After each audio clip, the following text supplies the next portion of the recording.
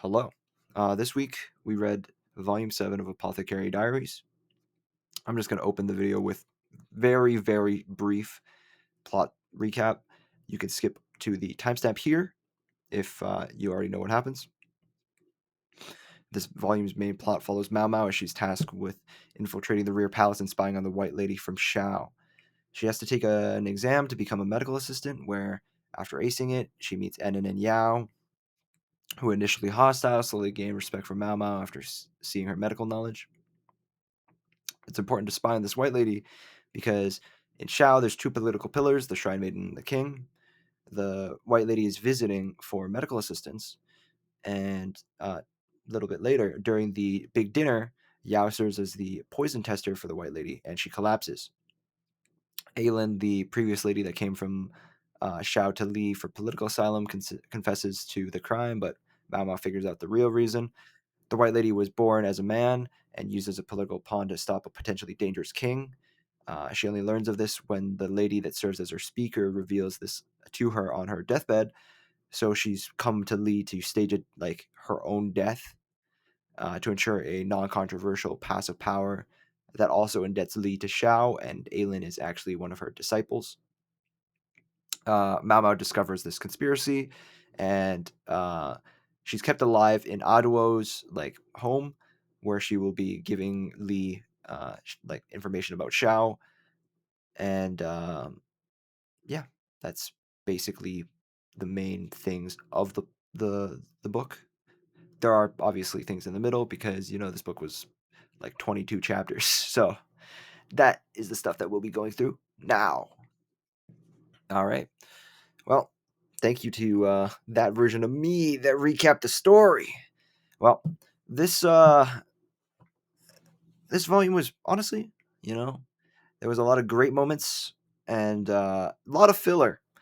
What I mean by filler is like there was a section where they went around like examining all of the consorts, and honestly, you could have skipped most of it. Like the only thing you would need to know from that chapter would be like the information about Aelin. The Gunnar ass chapter is talking about Enon and how she fed Yao, who is, keep in mind, 15, and they keep describing her you know build. They talk about it like a bit too much because like look, once or twice, yeah, that could be fun, but like it feels like they just talk about it so much.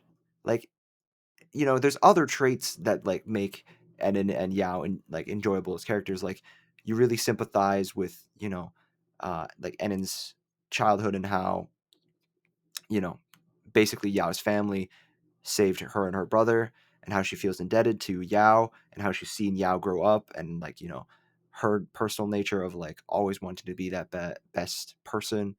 Um, and that's very endearing, of course, right? And then also like her ability to be humble when she learns like each person's capabilities and stuff, and like that never say die attitude is fun. But like, please, I really don't need to hear like the description of like Enon shaking her ass a little when Yao does something cute. Like twin, chillax. Why was there a chapter about Yao's diet? Anyways, um, other things that I thought were notableness. Enon gets moved to serve under Jinshi, and Jinshi, being the nice guy he is, he's like, oh yeah, it's fine, it's whatever. If she wants to move, let her move. And then his assistant is like, you know, she has certain proclivities towards women, and he's like, nah, get me that lesbian.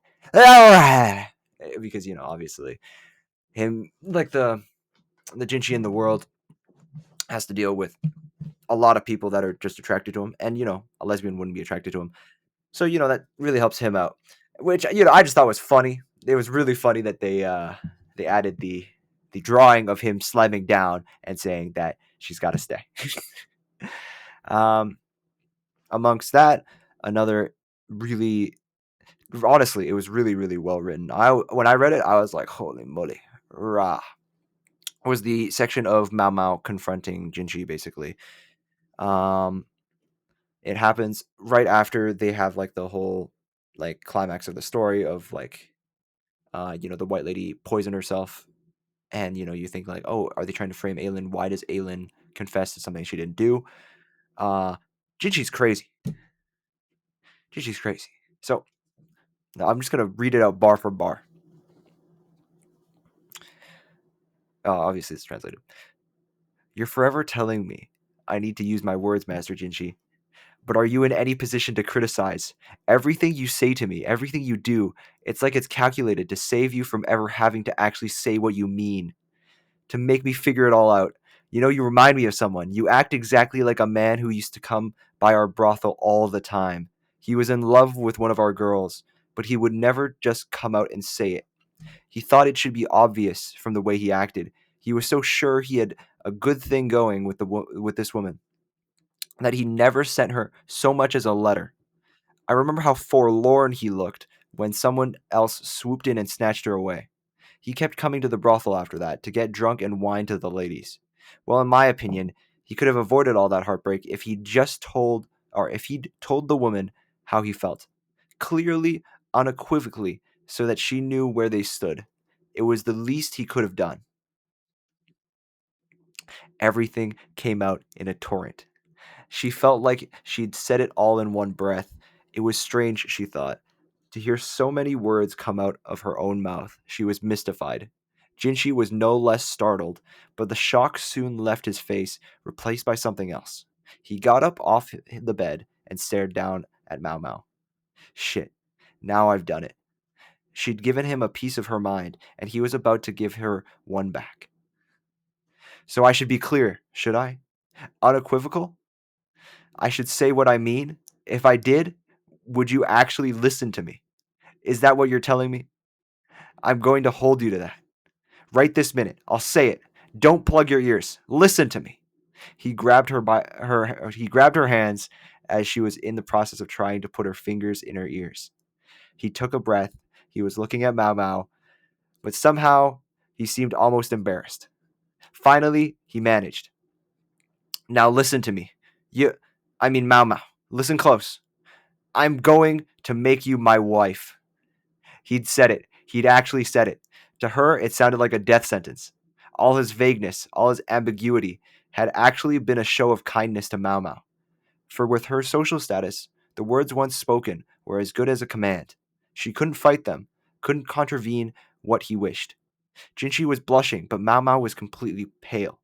I wish there were an immortal here who could turn back time, she mumbled. Your internal monologue is showing, Jinchi snapped. He couldn't quite bring himself to meet her eyes. Yet he hadn't let go of her wrists. A profoundly uncomfortable feeling hung between them. At length he sighed. Be that as it may, you're right that with things as they stand, making you my wife could only harm you. Neither of us want that. He took a sip from the pitcher by the bedside in an effort to bring down the flush. For you, I will remove every obstacle that keeps us apart. One day, just know that. With that, Jinchi buried himself under the covers. I won't let what you fear come to pass. I swear it. Peak. Peak. I know what type of man I am. And that shit was peak to me. Anyways, um, overall, this volume was really strong.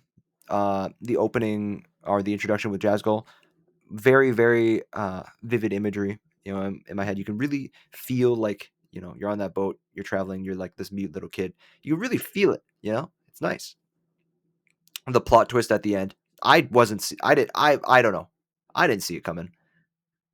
I was what I guessed was the reality was that like, I guess I'm not familiar with biological things, but like what I was thinking was that she came to Lee, had like a minor affair, had Sote, and basically just let her run free to like act as a spy. But in reality, Sote is like a real albino that was supposed to succeed the White Lady, but the White Lady clung to power, and that led Ayla and Sote to do all that shenanigans to like try to besmirch the White Lady's name. But the author cooked. She did cook. She cooked like crazy this chapter. Uh, I'm very much looking forward to the next volume. Um, and the very last thing it ends with was Jazzgul. She's like a prognosticator of some sort. Like she can tell the future, and that's pretty cool. Having predicted meeting Yao and Mao Mao, and like it ends with like a line and like a squiggly bar or something. Like that's how the volume ends. So I think I'll stick with this. I'm gonna read the next volume. I want to know what happens. Also, peak chapter. That one chapter was real peak, real peak. So to all the Jinchi Mao Mao lovers, uh, you know, there's something so beautiful about Jinchi Mao Mao. You can. It feels like it's very clearly not going to happen because Mao doesn't give off the vibes of being of fully reciprocating his feelings, and you know the whole Emperor Oduo thing, like the essentially like caging the bird in a sense. I'm really excited to see where that goes, and yeah. So see you next week. Bye.